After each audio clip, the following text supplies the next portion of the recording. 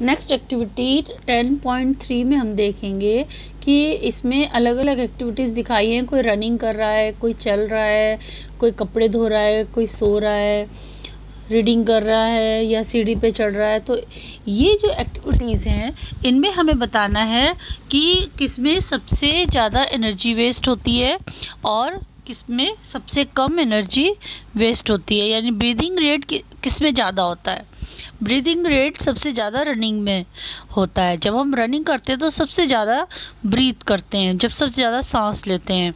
और जब हम सो रहे होते हैं तो हमारा रेट जो ब्रीदिंग रेट है वो सबसे कम होता है। हम सबसे कम टाइम सांस लेते हैं। नेक्स्ट टॉपिक हम पढ़ेंगे हाउ डू वी ब्रीथ। हम कैसे ब्रीथ करते हैं, उसके लिए हम ये डायग्राम देखेंगे। पहले तो हम ब्रीदिंग समझ लेंगे। ब्रीदिंग क्या चीज़ है? ब्रीदिंग है कि जब हम इनहेल करते हैं एयर को और एक्सहेल करते हैं तो ये होता है ब्रीदिंग, यानी सांस लेना और बाहर निकालना, इसको बोलते हैं ब्रीदिंग। इसमें हम देखेंगे जब हम ब्रीदिंग लेते हैं, ब्रीदिंग करते हैं तो जो नेज़ल पैसेज होता है, नोज़ से हम सांस अंदर लेते हैं और नोज़ से ये फारिंक्स में और ट्रैकिया से होता हुआ ये जो एयर है वो लंग्स में जाती है। ठीक है, लंग्स हमारे रिब्स के अंदर होते हैं। रिब्स जो होती है, देखिए ये रिब्स है, 12 पेयर ऑफ रिब्स होती हैं। अगर हम अपनी चेस्ट को टच करके देखें तो हार्ड दिखाई देगा, वो बोन्स हैं। बोन्स जो हैं वो रिब केज बनाती हैं।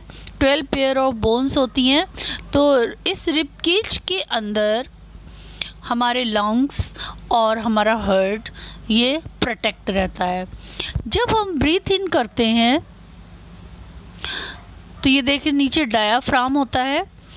डायाफ्राम, जब हम ब्रीदिंग करते हैं तो डायाफ्राम नीचे हो जाता है। डायाफ्राम नीचे इसलिए होता है कि चेस्ट में स्पेस हो जाए, चेस्ट हमारा फूल जाता है और डायाफ्राम नीचे हो जाता है, जिससे जो एयर है वो अंदर आराम से भर जाए, लंग्स में उसको स्पेस मिले।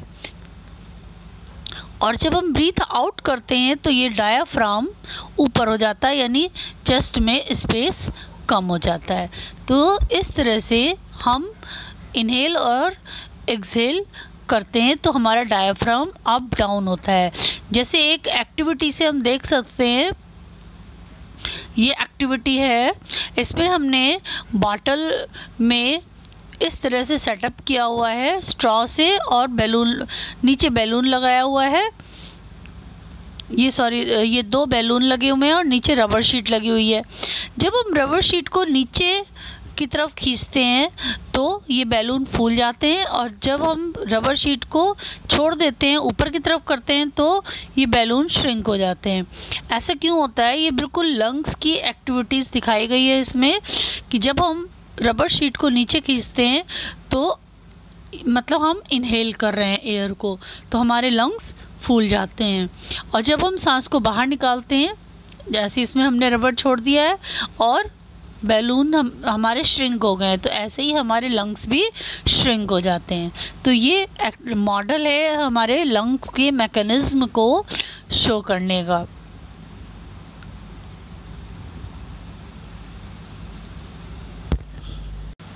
इसको हम एक एक्टिविटी से समझ सकते हैं कि जैसे हम सांस लें और अपनी चेस्ट के साइज़ को नापें तब कितना मेज़रमेंट आता है, और जब हम सांस छोड़ते हैं तब अपनी चेस्ट का मेज़रमेंट लें कितना आता है। तो जब हम सांस लेते हैं तो हमारी चेस्ट जो है वो ब्रॉड हो जाती है, उसमें हवा भर जाती है, तो हमारा जो चेस्ट का साइज़ है वो बढ़ जाता है। और जब हम एक्सहेल करते हैं, सांस को बाहर निकालते हैं, तो हमारी चेस्ट का साइज़ कम हो जाता है।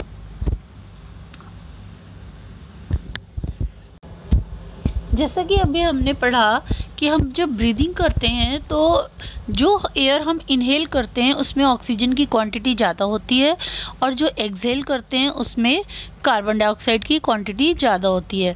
लेकिन हम कैसे टेस्ट कर सकते हैं कि इसमें कार्बन डाइऑक्साइड है या नहीं है, उसको हम उसके लिए एक्सपेरिमेंट करेंगे। हम क्या करेंगे, एक टेस्ट ट्यूब लेंगे, उसमें हमने लाइम वाटर ले लिया, टेस्ट ट्यूब में फिल कर लिया lime water, half test tube, और उसमें एक स्ट्रॉ डाल देंगे। उस स्ट्रॉ से जब हम एयर ब्लो करेंगे, हमारा जो एक्सहेल है तो मतलब हम ब्लो कर रहे हैं एयर अपने माउथ से, तो क्या होता है, लाइम वाटर मिल्की हो जाता है। तो ये एक श्योर टेस्ट है कार्बन डाइऑक्साइड का कि जब हम लाइम वाटर में कार्बन डाइऑक्साइड मिलाते हैं तो वो मिल्की वाइट हो जाता है। तो ऐसे ही जब हम एयर को ब्लो कर रहे हैं स्ट्रॉ के थ्रू लाइम वाटर में, तो लाइम वाटर जो है वो मिल्की हो रहा है। इसका मतलब ये क्या है कि ये श्योरिटी है कि जो हम एक्सहेल कर रहे हैं उसमें कार्बन डाइऑक्साइड की क्वांटिटी ज़्यादा है। इस ब्लू बॉक्स में हम देखेंगे कि the percentage of oxygen and carbon dioxide in inhaled and exhaled air. Inhale जब हम करते हैं एयर को तो उसमें 21% ऑक्सीजन होती है, और जब एक्सहेल करते हैं तो 16.4% ऑक्सीजन होती है। जब हम इनहेल करते हैं तो उस पूरी जो एयर है उसमें 21% ऑक्सीजन और 0.04% कार्बन डाइऑक्साइड हम इनहेल कर रहे हैं। जब हम एक्सहेल कर रहे हैं तो उसमें ऑक्सीजन जो है 21 से 16.4 हो गई, यानी कि उसकी क्वांटिटी कम हो गई।